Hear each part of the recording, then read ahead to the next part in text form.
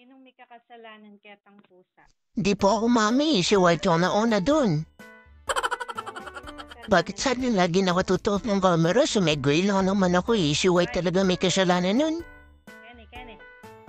Lalo wala po akong alam dyan, mami. Si Summer yung nauna. Ako yung pinagbibintangan niya. Uy, Summer, umamin ka? Ikaw yung nauna dun, di ba? Ako tuloy yung pinapagalitan. Umamin ka nga dyan. Di ka makapagsalita kanina. Ang tapang-tapang mo. Tapos ngayon, tayi-tayimik mo. Kanina pa, napaka-wild mo, ayun. Napaka-hair ng itsura mo. O tuloy yung pinapagalitan. Ninong minunang di nakmal ketang pusa? And mami, kasi yung tahimik siya yung may kasalanan. Tignan mo nga naman. Pabiktim ka na naman, Summer. Ba't di ka pa kasi umamin?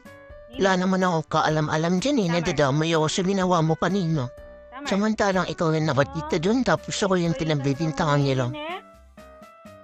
Din katapang mo? Yan, pagalitan niya, mami. Tignan mo, tinutulugan ka lang. Ika? Ayaw niyong umamin sa kasalanan niya. Ika?